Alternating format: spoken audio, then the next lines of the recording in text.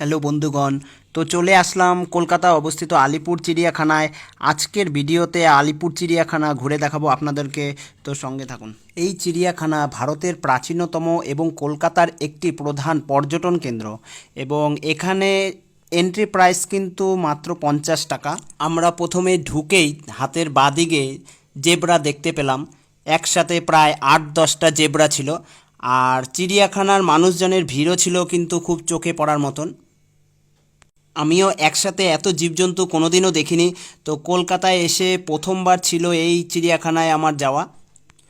কলকাতায় শিয়ালদা স্টেশন থেকে মাত্র 8 কিলোমিটার দূরে এই চিড়িয়াখানাটি অবস্থিত এবং শিয়ালদা স্টেশন থেকে আপনারা বের হয়েই বাস পেয়ে যাবেন এই চিড়িয়াখানাতে যাবার জন্য।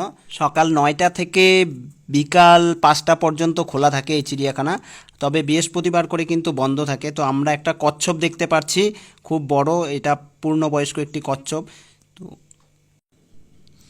এই জায়গায় বিভিন্ন রকম সারস পাখি ছিল এবং বিশাল আকার খাঁচায় বন্দি করে তাদেরকে রাখা ছিল। তবে পাখিগুলি কিন্তু আপন মনে সেখানে উঠতে দেখা যাচ্ছিল।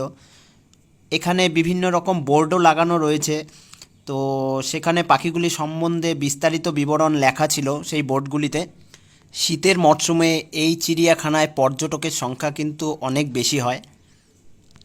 Australia, New Zealand, France, Netherlands, Vienna প্রভৃতি জায়গার থেকে পাখিগুলিকে কালেক্ট করে এই চিড়িয়াখানায় আনা হয়েছে এবং তাই বলে আমরা সুন্দরভাবে দেখতে পাচ্ছি। খুবই সুন্দর সুন্দর পাখিগুলো, বিভিন্ন রকমের বিভিন্ন কালারের পাখি এখানে রয়েছে, তো খুবই ভালো দেখতে, খুবই ভালো লাগে।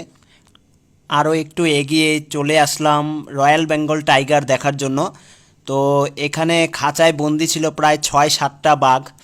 তো বাঘগুলিকে দেখতে খুবই হিংস্র এবং খুব ভয় লাগছিল, কারণ বাঘগুলো আয়তনে কিন্তু অনেকটাই বড় ছিল। আপনি যখন সামনে গিয়ে দেখবেন তখন দেখবেন অনেকটাই বড়, একটা মানুষের থেকে অনেকটাই বড় এক একটা বাঘ, রয়্যাল বেঙ্গল টাইগার।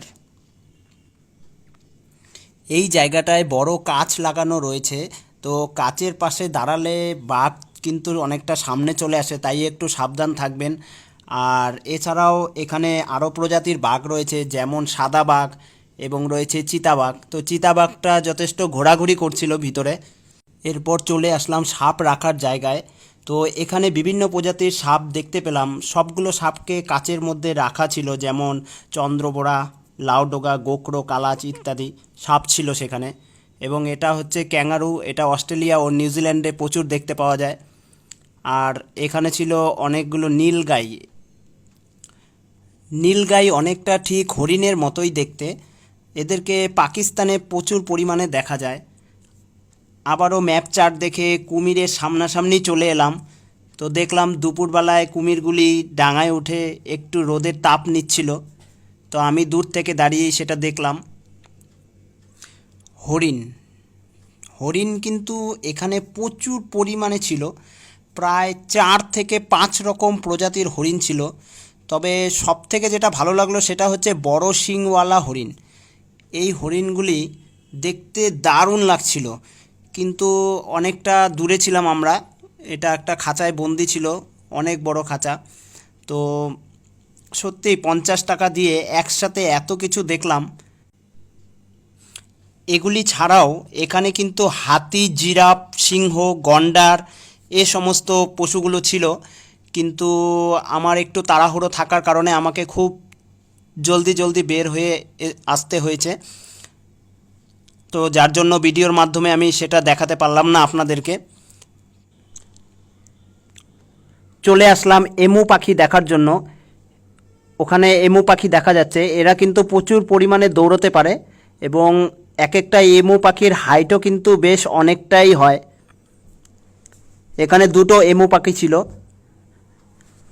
এখন অনেকটা সময় হয়ে গেছে, আমি চিড়িয়াখানায় ঘোরাঘুরি করলাম, তো এখন প্রায় বেরিয়ে যাওয়ার সময় হয়ে গেছে। তো পাশেই একটা শিম্পাঞ্জি ছিল, তো ওটা দেখার জন্য আসলাম। তো এখানে এসে দেখলাম শিম্পাঞ্জিটা এখানে নেই। যাই হোক বন্ধুরা, ভিডিওটা ভালো লাগলে ফেসবুকে ফলো করো।